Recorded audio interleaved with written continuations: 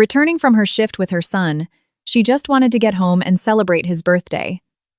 Her husband was away on a business trip, and no one was supposed to be there. But as she looked up at their apartment building, she saw a light on. In that instant, a chill ran down her spine, and her heart began to race. "Mom, you're absolutely freezing. Even your eyelashes are white," Mark said seriously. The snow crunched treacherously under their boots, and the biting winter wind of Chicago tried to slip down the collar of her old winter coat. Danielle, a surgical nurse, had just finished a grueling 2-4-hour shift, 2 emergency surgeries, endless IVs, and the groans of patients. But right now, tightly clutching the highly anticipated box in her hands, she only felt warmth. Today, her son was turning 12. "I'm fine, sweetie," she tried to smile, squeezing her son's warm little hand tighter inside her gloves. "How was school?" "Good. I got an A on my English paper and in the science club, too." Today we watched a neutralization reaction. It sucks that we can't do the experiments ourselves. They just show them to us. Mark sighed, adjusting his beanie which had tilted to the side. "I wanted to do it myself. I'm so proud of you," his mother replied tenderly. Inside her tote bag was the gift she had saved up for, penny by penny, over the last 6 months. A professional young chemist's kit with real reagents and a microscope. "It's a shame Dad won't be here today," the boy said softly, looking at the ground. "Why are his business trips always on my birthday?" Danielle felt a pang in her heart. Ralph had hurriedly grabbed his suitcase the day before and left, claiming an urgent corporate summons. "Your dad works hard, you know that. We have a mortgage and debt to pay off." Danielle lied smoothly, even though deep down she was furious with her husband. They turned down the hallway of their modest apartment complex. The shadows of the winter evening had already swallowed the city, covering it in a deep blue. Suddenly, Mark stopped, as if rooted to the floor. He tilted his head, looking up toward the 5th floor. "Mom." His voice trembled. "What's wrong? If Dad is out of town, who is in our apartment?" The boy raised his gloved arm, pointing at their windows. Danielle followed his gaze and froze. The lights in the kitchen and living room were glaring brightly. Dark silhouettes of strangers were moving behind the glass. Her heart leaped with anxiety. The only people with keys were her, Ralph, who should have been on a plane right now, and her mother.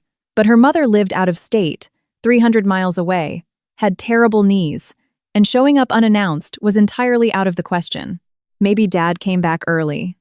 Danielle tried to calm herself, but her voice betrayed her. "Maybe it's a surprise? But there's more than one person in there." Mark squinted. Danielle thought rapidly. "Burglars? But they wouldn't turn on all the lights and walk around in a group so calmly." "Mark, listen to me." She crouched in front of her son, looking into his frightened eyes. She pulled her old smartphone from her bag and placed it in his hands.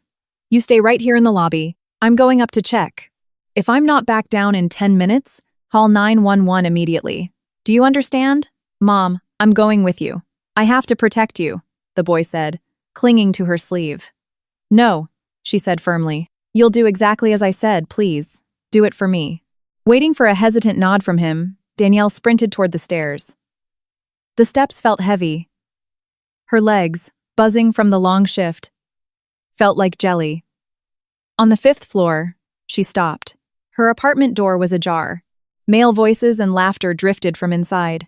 With trembling hands, Danielle pushed the door open. "Hey, watch out for the credenza. You're scratching the hardwood." An authoritative female voice rang out from the living room. In the hallway were 3 men in dark uniforms, and a middle-aged woman in an expensive fur coat. All the furniture had been moved. The contents of their closets were scattered across the floor. "What is going on here?" Danielle exclaimed. Panic swallowed her like an icy wave. "Who are you people? Get out of my apartment right now or I'm calling the police." The men turned around. One of them, a heavy-set man holding a clipboard, took a step forward and looked her up and down with an indifferent gaze. "Danielle O'Connor?" he asked in a bored, bureaucratic tone. "Yes. What are you doing in my house?" "I'm a sheriff's deputy. Last name Perry." He gestured toward the woman in the fur coat. "This is the new legal owner of this property, Helen Vance. We are conducting an inventory of assets and executing an eviction process based on a court order." Danielle staggered, gripping the doorframe. The air in her lungs vanished. What court order? What new owner? Are you out of your minds? This is my apartment. I live here with my husband. He's on a business trip right now. The woman in the fur coat sneered in disgust. Ma'am, don't make a scene. Your husband isn't on any business trip. What are you talking about? Danielle whispered, feeling the floor drop out from under her. The deputy opened his clipboard and handed her a stack of papers. Read it. Court-ordered foreclosure. Your ex-husband, Ralph, took out a massive loan using this property as collateral. Ex-husband. The word cut like a knife. We took out the mortgage together. The apartment is jointly owned. He couldn't do that. He could, the deputy interrupted. Your marriage was dissolved 8 days ago. Here is a copy of the divorce decree. The divorce was finalized in court since you failed to appear at the hearings. And here is a power of attorney signed by you, giving Ralph the right to dispose of your share. Following that, the apartment was transferred to the creditor company to settle the debts and subsequently sold to Miss Vance. I didn't sign anything, Danielle cried. No power of attorney, and I was never served any court papers. This is forgery. Take any complaints to the district attorney's office, the deputy replied coldly. The documents are notarized, and on paper, you have no rights here. You have 15 minutes to gather your personal belongings. You're throwing me out on the street in the dead of winter with a child? Today is his birthday. Danielle lunged toward the woman in the coat. I'm calling the police and we're getting to the bottom of this. My husband couldn't have done this. It's a mistake. There's no mistake, honey, the new owner smirked, adjusting her diamond earrings. The police won't help you. The paperwork is ironclad. The fact that your husband outsmarted you is your problem. Be grateful, I'm letting you take your bedding and a toothbrush. Danielle backed away. Her ears were ringing. She went to the bedroom and pulled an old suitcase from the closet. Her hands wouldn't obey her. She swept Mark's sweaters, their important documents, and anything she could grab off the shelves. Tears blurred her vision, falling onto the clothes. Ralph, how could you? Why? As she passed by the kitchen with the suitcase, Danielle accidentally overheard a fragment of the new owner's phone conversation. Yes, everything according to plan. We got her out. She's throwing a fit, of course. Tell Sterling that the mission was accomplished to the letter. Yes. The apartment is vacant for Spencer Sterling. Spencer Sterling. That name hit her like a high-voltage shock. The suitcase slipped from her weakened hands. Her head spun, and Danielle had to lean against the wall. Did you say Spencer Sterling? She asked, stepping out into the hallway. The woman in the coat hung up the phone and glared at her. Are you still here? Your time is up. Boys, help the lady out. Two movers grabbed her suitcase and shoved it out into the public hallway. Then they shoved Danielle hard and slammed the door in her face. The new deadbolt clicked. She stood in the hallway, staring at the door behind which lay her entire life, her home, the secret space under the bedroom baseboard where she kept her college research journals containing the formula for the cellular regenerative ointment she had never managed to finish. It was all gone. She grabbed the suitcase and ran downstairs. Mark was in the lobby, holding the phone with both hands. Seeing his mother with the luggage, he grew pale. What happened? Where's Dad? Why are you crying? Danielle dropped to her knees on the tiled floor, pulled him into her arms, and sobbed. It looks like we don't have a home anymore. Mark didn't cry. He just clenched his fists and pressed his cheek against her cold winter coat. Mom will figure it out. Danielle let out a shuddering breath and wiped her tears with her sleeve. We're going to Aunt Chloe's house. She's been my best friend since college. She'll help us. Danielle tried calling Chloe, but she quickly realized her phone had been disconnected. No service. We'll take an Uber and just show up. She dragged the heavy suitcase down the street toward a well-lit intersection. The cold deepened, cutting to the bone. Sitting in the back of the rideshare, she placed Mark by the window and wrapped her own scarf around him. The boy remained silent, staring out into the darkness. Danielle closed her eyes against the hum of the tires, losing herself in painful memories. 13 years ago. The name Spencer Sterling echoed in her inflamed brain. Her college boyfriend, her first love, or so it had seemed at the time. Danielle had been the star of the pharmacology department at the university. Professors predicted a brilliant future for her. She spent days in the labs developing a unique ointment that accelerated tissue regeneration at the cellular level. Then came Spencer Sterling, heir to a pharmaceutical empire, handsome, used to getting everything with the snap of his fingers. His love was like a gilded cage. "Why do you need those test tubes?" he would say, kissing her neck. "Your job is to look pretty, accompany me to galas, and give me children." Danielle resisted. She tried to defend her research and her formula, but the pressure mounted. And then came that fateful dinner at his parents' massive suburban estate. It all came rushing back with vivid clarity. A huge mahogany table, crystal glasses, sterling silver, and the haughty, cold stares of Rose and Victor Sterling. "Spencer tells us you come from a modest family, Danielle," Rose said elegantly, slicing a tiny piece of her sophisticated entree. "Your mother is a public school teacher upstate?" "Yes." The young woman forced herself to sit up straight. "I got in on a full ride. An academic merit scholarship." "A scholarship," Victor smirked, swirling the expensive wine in his glass. "Spencer, my boy, are you sure a girl with such pedestrian aspirations will be able to live up to the Sterling family status?" The main courses were brought out. The server placed a delicate plate in front of her featuring an intricate, exotic dish and specialized cutlery. "Go ahead, eat," Rose watched her through half-closed eyes. "Or do you not know which fork to use?" "Don't worry, I'm sure in your dorm cafeteria they only serve cheap ramen and meatloaf. Just be careful with the silverware.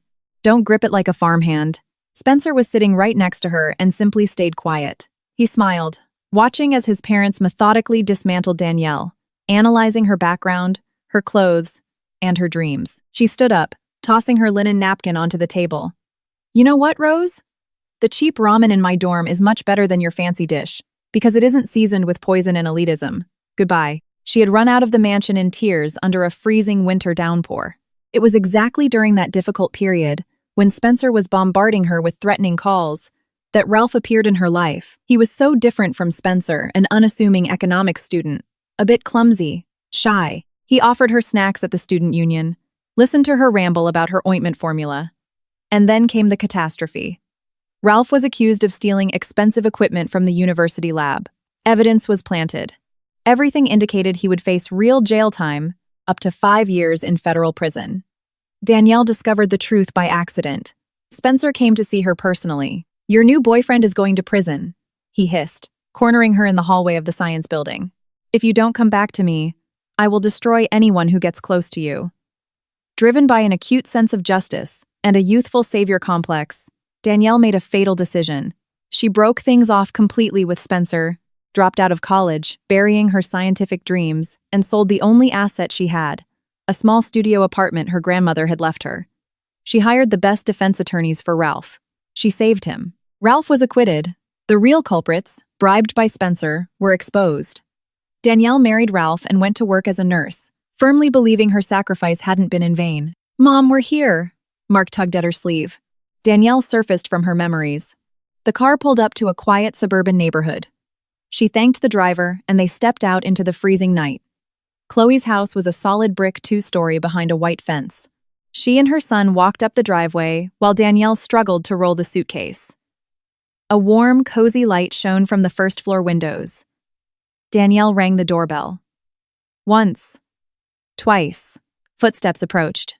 The deadbolt clicked, but the door only opened as far as the chain lock would allow. In the gap appeared Chloe's face, perfectly made up, looking a bit fuller than usual. "Chloe, thank God." Danielle exhaled. "I'm so sorry to show up unannounced. Ralph took out loans, divorced me behind my back, and took off. Mark and I have nowhere to go." Her friend remained silent. Her eyes scanned Danielle's pale face, the freezing boy, and the battered suitcase. There was not an ounce of pity in her eyes. "I'm not letting you in," her friend said in a flat, strange voice. Danielle's jaw dropped. "What? Chloe, you don't understand. It's me. We've been best friends for 15 years. I understand perfectly," Chloe sighed heavily. "The thing is, Ralph didn't take off anywhere. He moved in with me." The words hit harder than a physical slap. "What?" Danielle croaked, refusing to believe it. "What do you mean? With you?" "That's right. We're planning to move out of state in a few days. The tickets are already booked. I'm pregnant with his child." "With my husband?" Danielle's voice broke into a sob. With your ex-husband, her former friend corrected. Look, since it's all out in the open, let's just be honest. Your marriage was a sham from day one. What are you talking about? I saved him from going to prison. You're so naive, Chloe smiled cruelly. Do you honestly believe Ralph could pull off that lab heist on his own? Do you think he just magically appeared out of nowhere right when you broke up with Spencer Sterling? Danielle stopped breathing. The puzzle pieces in her head began to snap into an unthinkable, horrifying picture. Ralph was hired by Spencer's parents. Chloe continued mercilessly through the crack in the door. They paid him very well. His mission was to play the victim, drain your finances, get you to drop out of college, and marry him. They wanted you permanently away from their precious son. Ralph's job was to keep you on a short leash, controlling your every move so you'd never get close to the Sterling family again. That's a lie. Danielle shook her head. He loved me. We have a son. Ralph was just fulfilling a contract, Chloe stated harshly. He never loved you. You were a burden, he finally managed to shake off. Shut up! Danielle lunged at the door, trying to grab the edge with her fingers. You're lying! But the door slammed shut. The porch light flicked off. She was left in the dark, gasping for air. Mom! Mark grabbed her arm abruptly. Let's get out of here. It's scary. She looked at her son, her boy, the only real thing in her life. Let's go, sweetheart. Danielle grabbed the suitcase handle. They walked along the edge of a dark suburban road heading back toward a commercial avenue. There were barely any cars. The wind howled, whipping freezing air into her face. She walked on autopilot, moving her numb legs. Get out of here. Her ex-friend's voice echoed in her ears. Suddenly, her memory dragged up another vivid, painful scene. Her college years. Spring break. Spencer, who back then was still trying to show off to his fraternity brothers, had rented out a luxurious, wildly expensive downtown Chicago restaurant for the group. He wanted to flex his wealth. He ordered exclusively exotic dishes, imported seafood, and rare tropical fruits drenched in unrecognizable spices. Danielle had barely eaten anything, feeling completely out of place. But Chloe, the eager best friend, ravenously tried everything. Danny, look. This is literally a dream. Chloe had laughed, popping a piece of some strange exotic fruit into her mouth. When are we ever going to eat like this on our broke college budget? And suddenly, the laughter stopped. Chloe began to choke. She clawed at her throat. Her eyes went wide with terror. Her face turned red, then rapidly shifted to blue. What's happening to her? Someone screamed. Allergic reaction. Laryngeal edema. Anaphylactic shock, Danielle realized instantly. She dropped to the floor, laying her friend flat. Call 911, right now. But outside, a massive blizzard had paralyzed downtown traffic. The ambulance was stuck blocks away. Chloe wasn't just choking anymore. She was gasping convulsively, turning blue right before their eyes. Every second counted. She's going to die. Spencer screamed, pale as a ghost. And in that moment, the medical instincts awoke in Danielle, the same savior complex that would later destroy her life. Get me a sharp steak knife and a ballpoint pen, now, she ordered with such authority that the waiters scrambled to obey. She disinfected Chloe's neck with the high-proof vodka Spencer had been drinking. She dismantled the pen, leaving only the hollow plastic tube. Hold her down, she yelled. Right there, on the floor of the five-star restaurant, amidst the screaming crowd, a junior pre-med student performed an emergency tracheotomy, inserting the plastic tube and securing an airway. Chloe took a rattling, whistling breath. Danielle had saved her life, and when her friend was discharged from the hospital, instead of thanking her, she cried in front of the mirror and screamed at Danielle, "What did you do? Now I have a hideous scar for the rest of my life. How am I supposed to wear low-cut dresses?" Danielle swallowed the pain back then, deciding it was just the trauma talking. How wrong she had been. Walking now with her son in the freezing cold, she finally grasped the full scope of the nightmare she had been living. Spencer Sterling hadn't forgotten anything, and he had simply waited for the perfect moment to exact his revenge. The wind howled over the empty road. Barely able to breathe, Danielle set the heavy suitcase down on the pavement. Mark stood beside her, his small shoulders shivering under his thin jacket. "Are we going to freeze to death?" he asked quietly, burying his frozen hands in his pockets. "No. We're going to a very good person's house. But first," Danielle unzipped her tote bag with trembling hands. I'm not letting your birthday end like this. Out on the street, in the dark. She pulled out the box wrapped in brightly colored, star-patterned paper. The paper had already started to get soggy from the snow, but Danielle carefully brushed the moisture away with her glove. Happy birthday to my brilliant boy. Her voice wavered as she held out the box. I think it's what you wanted. Mark looked at the gift suspiciously, then at his mom. He pulled off his glove and carefully touched the colorful paper. Is it the real chemistry set? With the microscope? Yes, honey. With real reagents and glass beakers so you can do the experiments yourself, not just watch the teacher. The boy clutched the box to his chest, tears streaming down his face. Thanks, Mom. He buried his face in her cold shoulder. It's the best present. Even if we don't have a house, I have you. And now I have my own lab. Danielle hugged her son tight. We're going to have a home, I promise you. But right now, we need to get somewhere warm. She pulled out her phone. The signal was weak, showing just 1 bar. With numb fingers, she opened the app and requested a ride. Mom, where are we going? Mark asked. Once they were settled in the warm back seat of the car that arrived, Danielle hugged her son, helping him thaw out. Do you remember me telling you about my old pharmacology professor? The one who thought my ointment formula could win an award? The boy's eyes lit up. Yeah. Danielle smiled sadly. Let's just hope he doesn't turn us away. The car pulled up to an older brick apartment building on the outskirts of the city. Danielle paid, and they walked up to the 3rd floor. Her heart hammered irregularly as she rang the bell. Shuffling footsteps sounded from inside. The deadbolt turned, and a man with wild white hair, a worn-out cardigan, and thick-rimmed glasses appeared in the doorway. He looked at his late-night visitors in shock. Danielle O'Connor? Professor Arthur Fielding's voice cracked. Good Lord, you're pale as a ghost. What happened? Arthur, I'm so sorry, but I don't think we have anyone else to turn to. Unable to hold it in any longer, Danielle broke down in tears, covering her face with her hands. We lost our apartment to a scam. My husband left us and saddled us with debt. We literally have nowhere to sleep.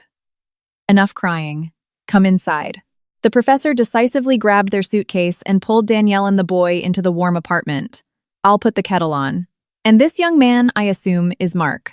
The very reason you traded science for diapers. Good evening, Mr. Fielding, Mark said seriously, carefully cradling his gift box. Good evening, young man. You look like a proper researcher. Let's all head to the kitchen. Danielle poured the whole story out in a rush, swallowing her sobs, the sheriff's deputies, Ralph's betrayal, and Chloe's cruel rejection. The professor silently brewed a strong pot of mint tea, so the husband turned out to be a scoundrel, and the best friend a snake, Arthur summarized, placing steaming mugs in front of them. A classic tragedy. Danielle, you were always far too trusting. Yes, you were right. What do I do now? I have no idea. First of all, you sleep. The professor smiled warmly. You can stay here. I have a spare bedroom. My kids are grown and out of the house. But wait, Danielle, did you say today is your son's birthday? She lowered her eyes guiltily. Yes. 12. I didn't even manage to buy a cake. All the money went to his present. Outrageous. The older man feigned indignation, clapping his hands together. 12 years old. This is a chemist's first serious milestone. Mark, go wash your hands. We are going to make the greatest cake of your life using my exclusive, highly classified recipe. The boy looked at the professor with enthusiasm and ran to the bathroom. Arthur, you don't have to do this. It's late, Danielle started. No arguing with your academic advisor. He winked at her. He pulled 2 boxes of vanilla wafers, a jar of caramel, a stick of butter, and a bag of pecans from the pantry. When Mark returned, the kitchen became a flurry of activity. Observe closely, colleague. The professor handed Mark a mortar and pestle with a serious expression. This is the homogenization process. Your task is to crush the pecans until we achieve a coarse fraction. Understood? Understood. Mark began eagerly crushing the nuts. And we, Danielle, will handle the binding solution. The butter needs to be soft. We mix it with the caramel. Arthur expertly worked a spatula in a deep glass bowl. Mark, This is essentially creating a polymer matrix. Done. Excellent. Now, we take the wafers. They will serve as our structural integrity. We submerge each wafer in warm milk for precisely 1 second, so as not to compromise the lattice and stack them in layers. Danielle watched her serious son, who had held back his terrifying tears all night, laughing happily as he stacked the cookies and generously slathered them with the sweet caramel cream. And now, the final touch. Arthur sprinkled the crushed pecans and some shaved chocolate over the finished icebox cake. We should leave it in the refrigerator for the binder to crystallize, but we're going to cut a slice right now, purely for scientific experimentation. They drank tea with that incredibly simple yet most delicious cake in the world, and Danielle felt the knot of ice inside her slowly begin to melt. Mark, I happened to overhear that you received a chemistry kit. The professor narrowed his eyes mischievously. Yeah, a real one. The boy nodded proudly, pointing at the box. Very good. But you should know, I have something a little more serious. Come, let me show you. Arthur led them to a heated, glass-enclosed sunroom. Danielle's jaw dropped. The entire space had been converted into a miniature, yet fully functional laboratory. A fume hood, racks of test tubes, a centrifuge, an electronic precision scale. Whoa, this is incredible, Mark whispered reverently, staring at the glass beakers. It is yours, my friend. After retiring from the university, I couldn't abandon science. So I study plant extracts in my spare time. If you like, you can stay here as long as you need. And this entire lab is at your disposal. You can be my lab assistant. Do you accept? I accept! Mark threw his arms around the professor's neck, and a visibly moved Arthur patted the boy's head. While they discussed reagents, Danielle stepped into the hallway, took out her phone, and tried calling Ralph. It didn't even ring. The subscriber you have dialed is unavailable. The morning started early. She left her son sleeping under the professor's watchful eye, left a note on the table, and affectionately brewed a pot of coffee. She had to go to work. The surgical ward did not tolerate tardiness. She rushed into the doctor's lounge, tying her scrubs as she walked. O'Connor, finally. The voice of the department head made her jump. Doctor? Gerald was standing by the window, irritably flipping through a patient's chart. Dr. Gerald, I'm on time. The shift just started. Danielle approached the desk. Which OR am I assisting in today? No, O'Connor, you're not my responsibility today. The boss sighed heavily without looking at her.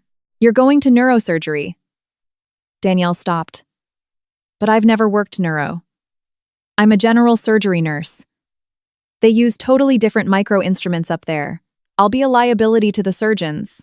It's not up for discussion, Gerald replied, raising his voice. It's a direct order from the chief of medicine, Dr. Evans. But why me?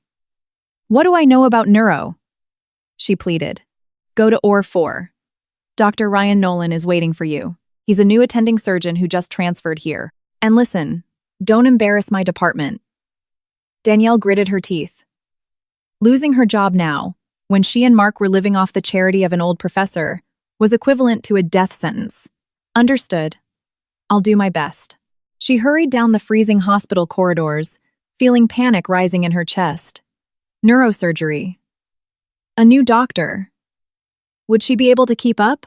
In the scrub room next to the sink, meticulously scrubbing his hands up to the elbows, stood a tall, broad-shouldered man in surgical scrubs, dark hair peeked out from under his cap. Good morning, Danielle stopped timidly in the doorway.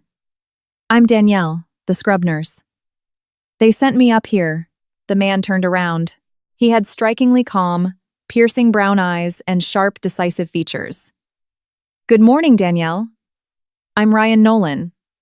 I hope we work well together.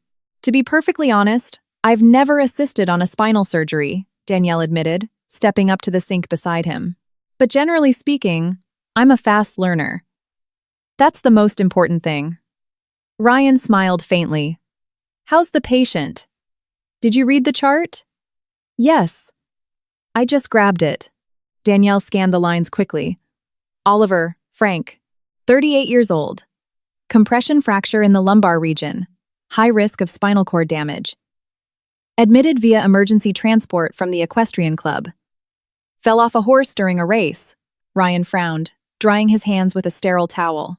Everything's in order, But there's a catch.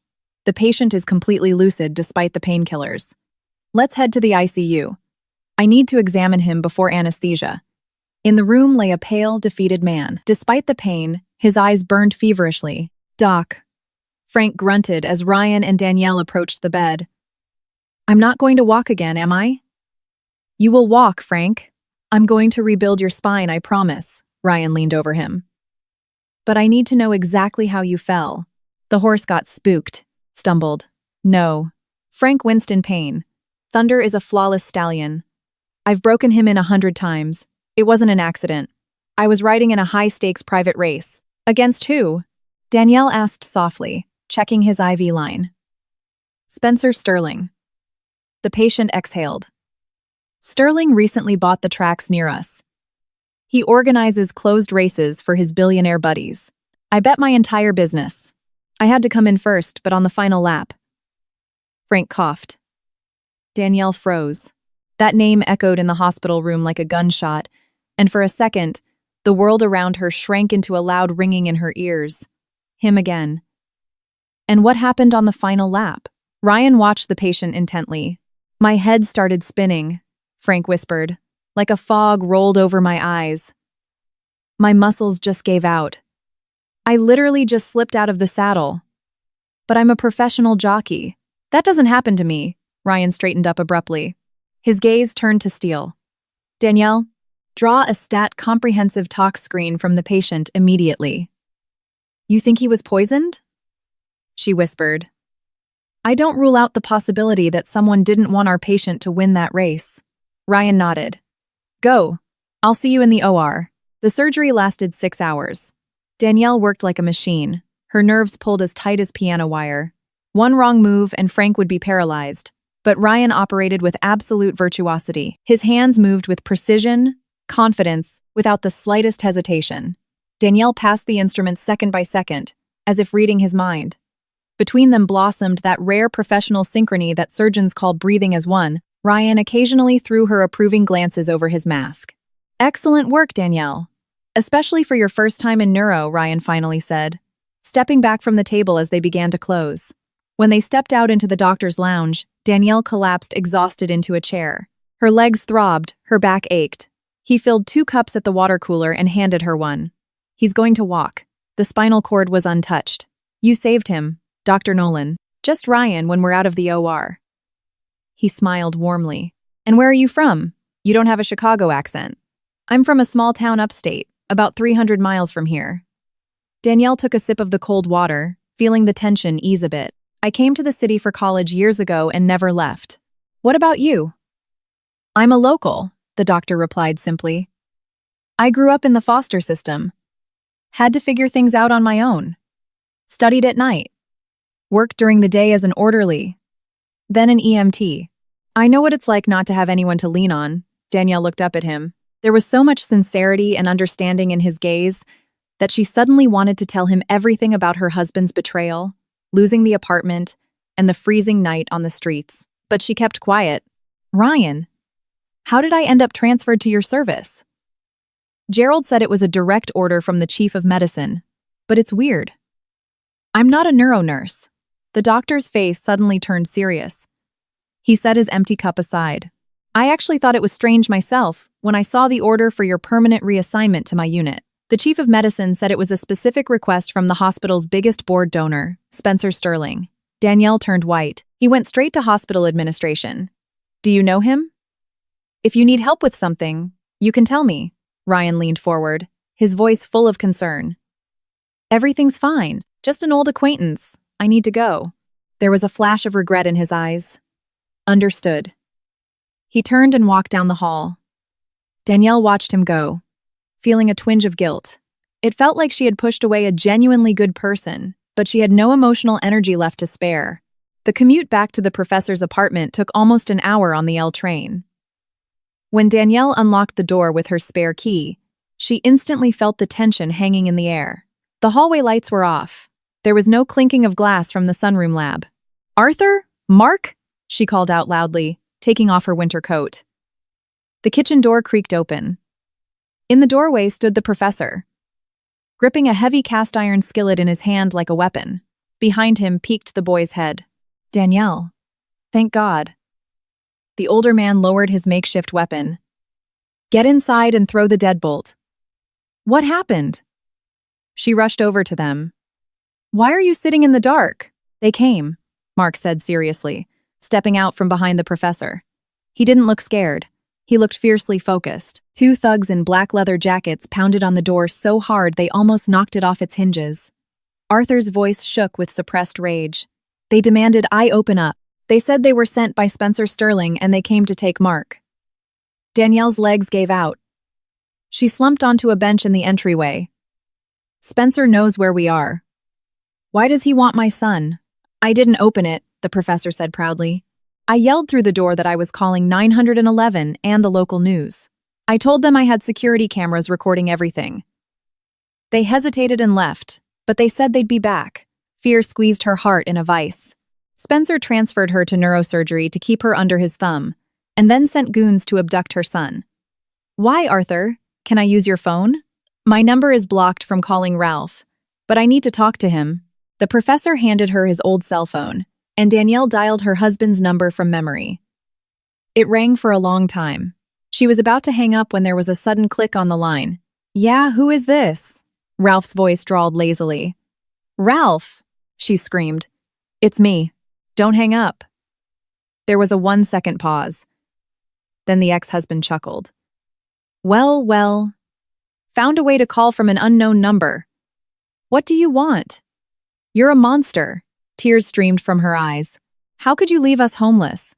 Chloe told me you were paid by Spencer's parents. That you were on their payroll from the very beginning. It's true. Chloe's got a big mouth, it seems, Ralph replied indifferently. But it's true. Did you honestly think I lived in that cramped, miserable shoebox with you and put up with your night shifts out of the goodness of my heart?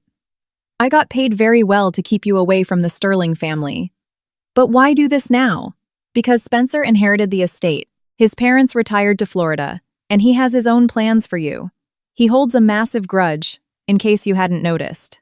He methodically bought up all my debts and backed me into a corner. He said I either go to federal prison for fraud, or I sign the apartment over to his holding company and disappear. Well, I chose my freedom. Nothing personal. You threw your own son out onto the street. Ah, that's the best part. Ralph's voice dripped with mockery. You know, Danielle, I didn't leave empty-handed. Remember your little hiding spot under the baseboard where you kept your research journals? She went as white as a sheet. What did you do? I pried it open before I left. I took all your notebooks and sold them to Spencer's Pharmaceutical Corporation for a very handsome payout. So, say goodbye to your Nobel Prize. Danielle choked on her outrage. Her life's work, the obsession of her youth. And why does Spencer want Mark? Why did his men come to take my son today? A sinister silence fell over the line. Then Ralph coughed quietly. Take his son. Danny, you're so naive. Did you ever take math in school? Do you remember the timeline? What are you talking about? Mark is not my son. Ralph's words fell like heavy stones, shattering her reality. Danielle gripped the edge of the kitchen table to keep from collapsing. What are you saying? I never cheated on you. You didn't have to, Ralph laughed.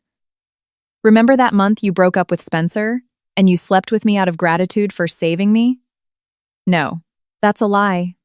Danielle shook her head. It's true. Spencer always suspected it, but he recently decided to verify it. He bribed the PE coach at Mark's middle school to get some hair from his comb in the locker room. Secret DNA test. 99.9% match. Spencer Sterling is the biological father. The phone nearly slipped from her fingers. My son is Spencer's. Yep. And right now, with you being a single, homeless mother with zero prospects, any judge in the state will grant full custody to the wealthy, influential biological father.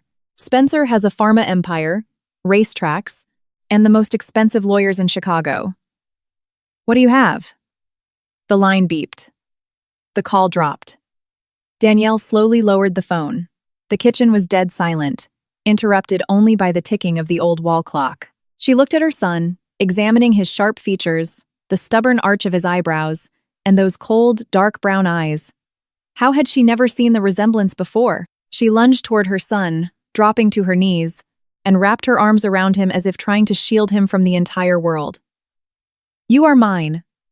I'm not giving you to anyone. Danielle. Arthur gently placed a hand on her shoulder. Go to sleep. Tomorrow is a new day. You need your strength. The next day, the surgical ward was buzzing like an angry beehive. Danielle changed into her scrubs and headed straight to the nurse's station. She had barely checked the pre-op charts when she saw Ryan approaching. Morning.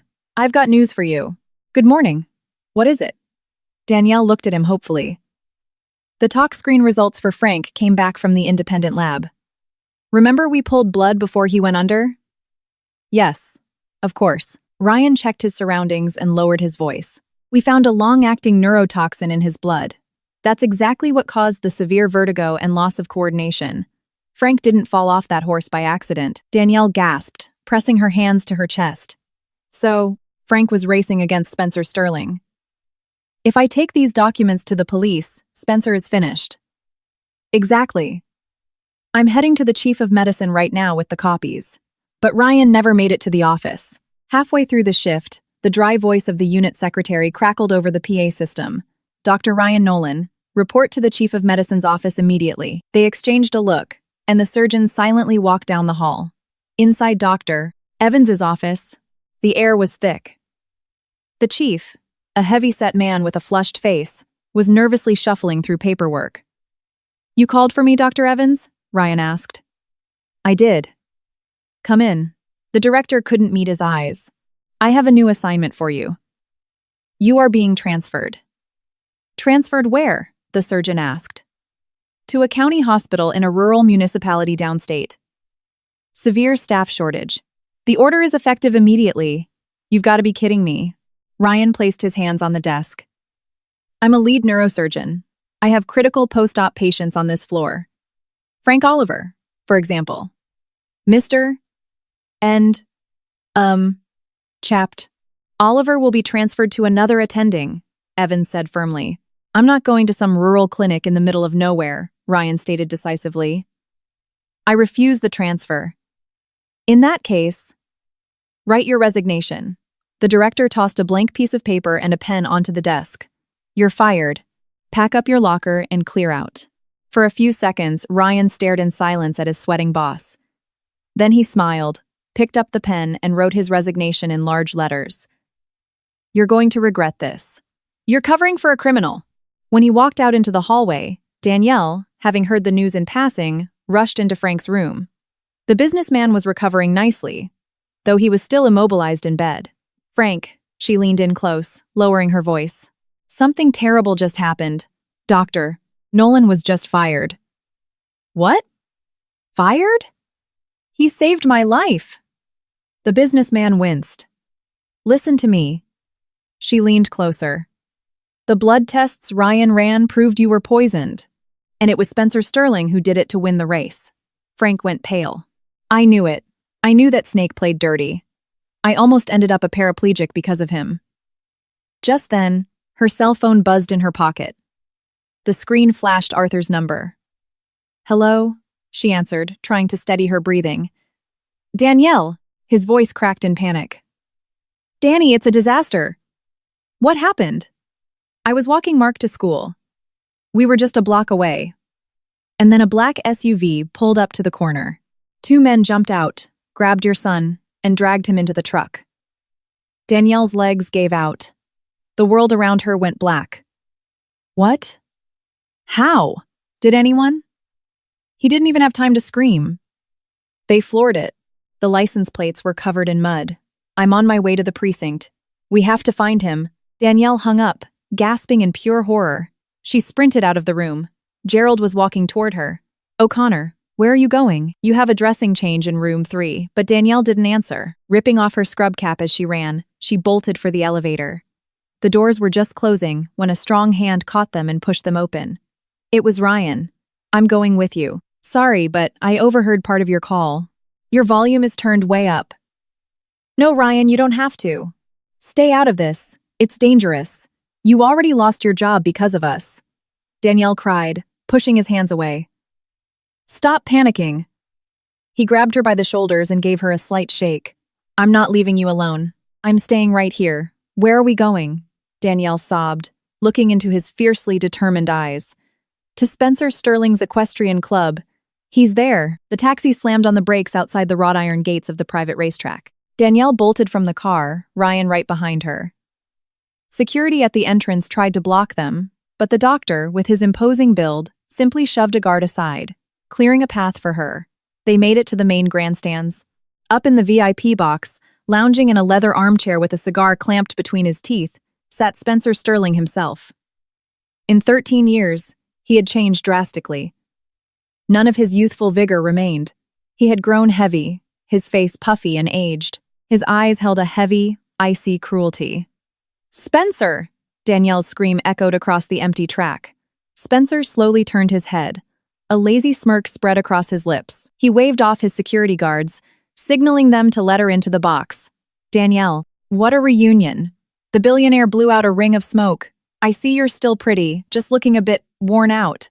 Life with a loser didn't do you any favors. Where is my son? Where is Mark, you monster?"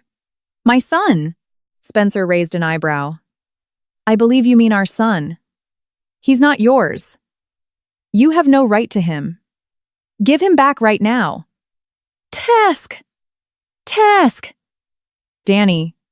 Spencer clicked his tongue. "Learn how to lose. Your precious Ralph sold you out hook, line, and sinker, and my son is going to live with me in the luxury you could never provide for him. You're never going to see your kid again. Get used to the idea." Her eyes went black with fury. Danielle lunged at Spencer, aiming her fingernails right at his face. "Give me back my son." She didn't even get to touch him. Two massive bodyguards intercepted her mid-air, twisting her arms painfully behind her back. Ryan tried to intervene but was immediately tackled by 3 more men. "Get her out of here," Spencer ordered dismissively. "And don't even think about going to the cops. My lawyers will butcher you. Any judge will give the kid to me. You'll regret it. I'll have you thrown in jail for defamation. Get out." They were dragged out past the gates and thrown onto the asphalt. Danielle fell to her knees, scraping her hands on the pavement. Ryan crawled over and pulled her into a tight embrace, pressing her head to his chest. "Easy, Danny. Breathe.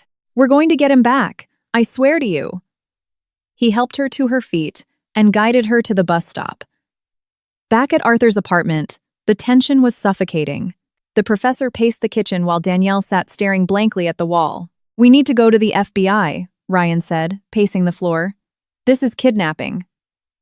"We have no proof," Danielle said bitterly. "He's right. On paper, he's the biological father. He'll just say he picked his kid up for a visit. Then what? So, we just surrender?" Ryan went pale. "Let that psychopath ruin your life?" Suddenly, Arthur stopped pacing. His eyes gleamed with a strange intensity. "Wait. The police won't help us. Danielle is right. You have to fight Spencer Sterling with his own weapons. In a way no lawyer can spin." "And how exactly do we do that?" Ryan asked.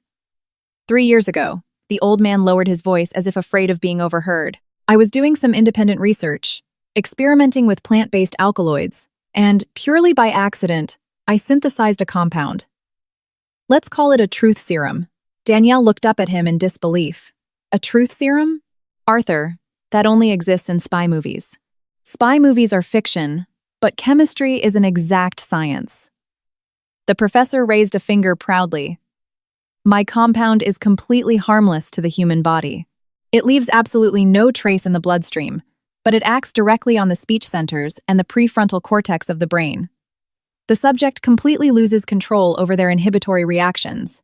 They become incredibly talkative. And more importantly, they are literally incapable of lying." "Are you saying?" Ryan stepped closer. "If we dose Spencer with this serum?" "Yes, exactly." The professor beamed. "That's genius." Ryan actually clapped his hands. "But how? How do we get close to him? He has security everywhere. He's not going to take a glass of water from our hands." Danielle buried her face in her hands. "It's impossible. We can't get anywhere near him." 2 agonizing days passed. Danielle didn't sleep, didn't eat, and jumped at every phone notification. On the 3rd day, a text from an unknown number arrived. A photo. Mark was sitting on a pony inside an indoor riding arena. Standing next to him, with a smug grin, was Spencer. The caption read, "My son is happy with his father. Forget about him." But Danielle, zooming in on the picture with trembling hands, looked at her son's eyes. He sat slumped, staring at the ground. He clearly wasn't happy at all. That afternoon, Danielle stepped out into the courtyard. Arthur had insisted she get some fresh air. She was walking aimlessly when, from around the corner, a familiar, hunched figure scurried toward her. "Danielle! Wait!"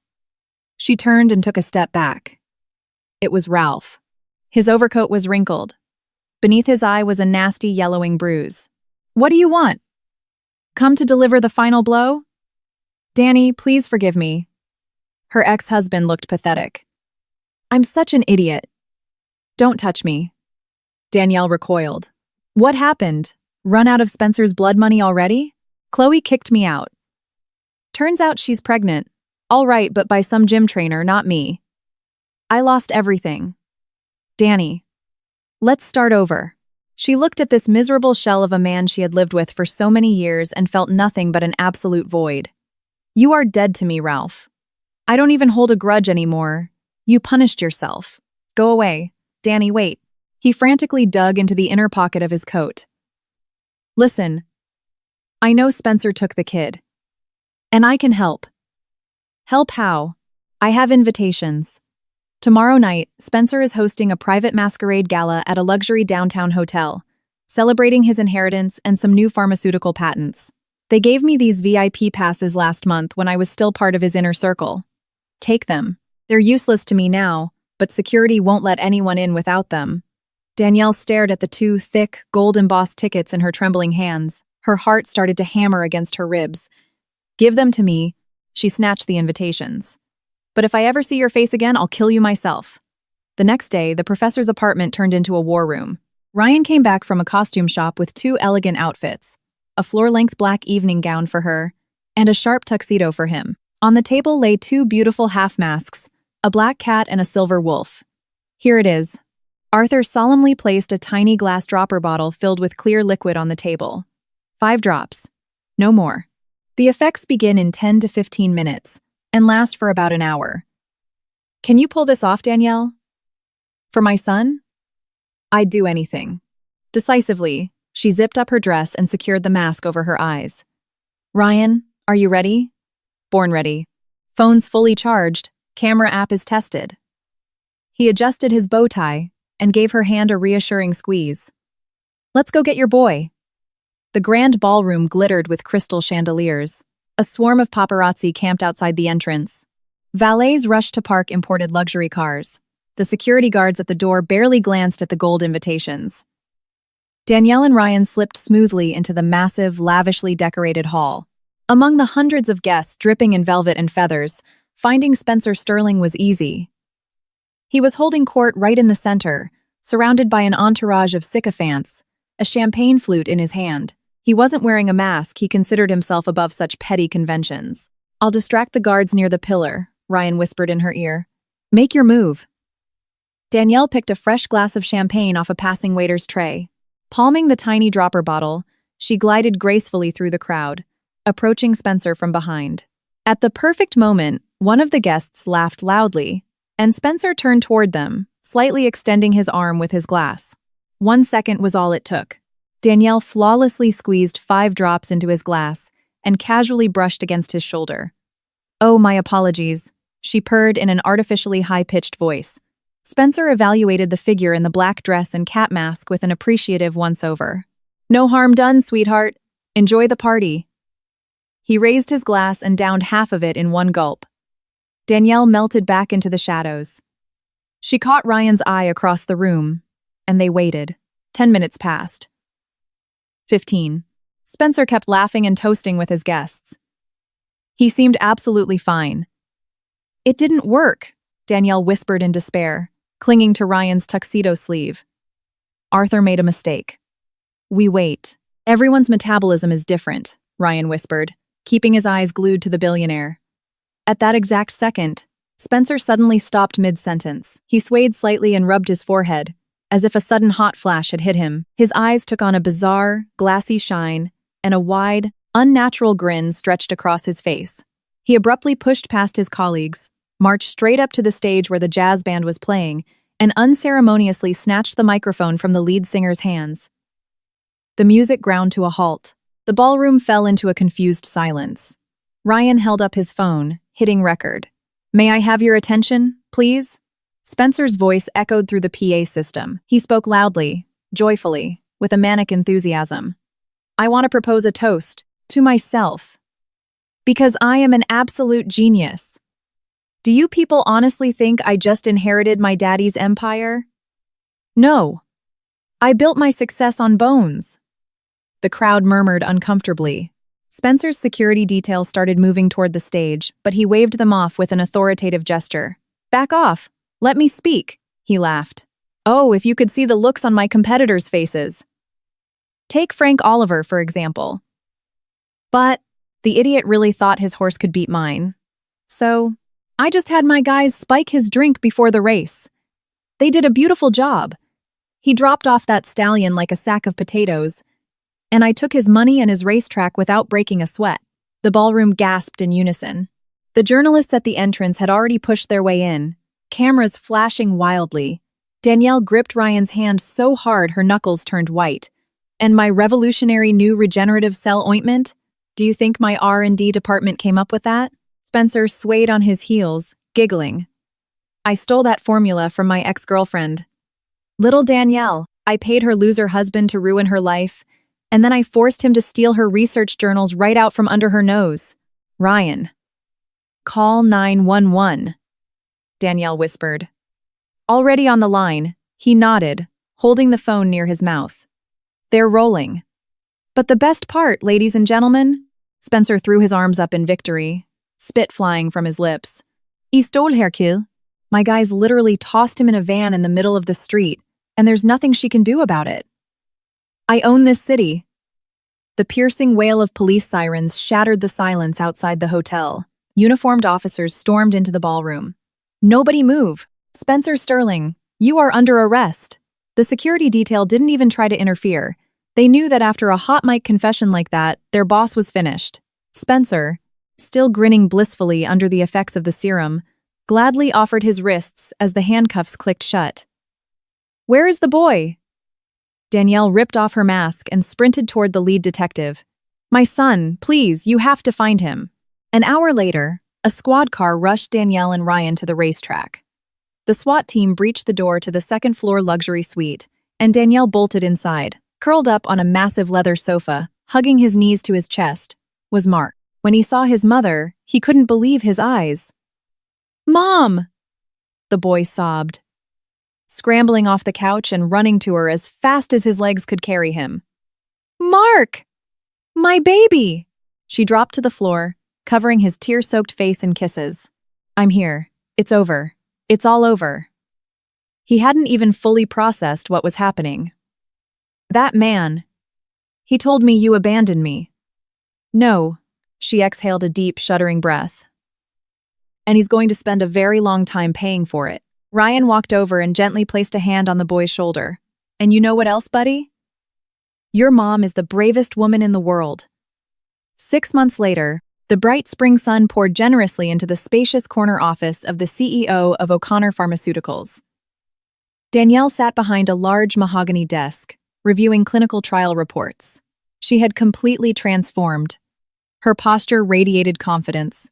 Her tailored business suit fit her perfectly. The fear had entirely vanished from her eyes.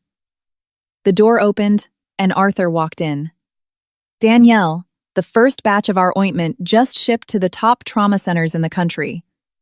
The patent is bulletproof. We're going to be millionaires." "Yes, it's our shared victory, Arthur." Danielle smiled warmly at the professor. Spencer Sterling's trial had been a national media circus. The video of his spontaneous confession had gone viral across the internet. His investors and powerful friends had abandoned him overnight. Experienced federal prosecutors, using the exact clues Spencer had shouted into the microphone, quickly gathered the physical evidence. The bribed P.A., Coach Ralph's financial paper trail, and the vial containing the toxin that had paralyzed Frank. Spencer was sentenced to 15 years in federal prison without the possibility of parole. His empire crumbled. The family court officially stripped him of all parental rights and issued a permanent restraining order protecting Mark. The stolen journals were confiscated as evidence and subsequently returned to their rightful owner. Frank, fully recovered from his spinal injury, sued and won his racetrack back from Sterling's holding company. He immediately went back to hosting legitimate, honest races. Mom, Mark flew into the office wearing a brand new backpack. I got first place at the state science fair. My little genius. Danielle stood up and hugged her son tightly. At that moment, the door opened again. Standing in the doorway was Ryan. In his hands, he held a massive bouquet of white roses. Ryan! Mark ran over happily and gave him a high five. You got off work early. I managed to slip away. Being the chief of neurosurgery has its perks. Ryan winked at him. After Spencer's arrest, the hospital administration had reinstated Ryan with a massive public apology and promoted him to department head. Dr. Evans, the corrupt medical director, was fired in disgrace for complicity. Ryan walked up to her desk. Danny, I booked the tickets. What tickets? She raised an eyebrow in surprise. Ryan set the bouquet down and pulled a small velvet box from his jacket pocket. To Hawaii. For our honeymoon. Danielle O'Connor, will you marry me? For better or for worse? She gasped, completely losing her breath. She looked at her son, who was nodding enthusiastically, and at Arthur, who was wiping a tear from his eye. Yes, she whispered, letting Ryan slip the diamond ring onto her finger. I will. He kissed her, beaming. Ahead of them lay the ocean, the sun, and a long life where there was no longer any room for lies or fear. The home Danielle had searched for so long had finally been built, and this time it was an unshakable fortress. Thank you for listening. Let us know in the comments what you thought of the story. If you liked it, subscribe to the channel and leave a like. For you, it's a simple click. But for us, it makes all the difference.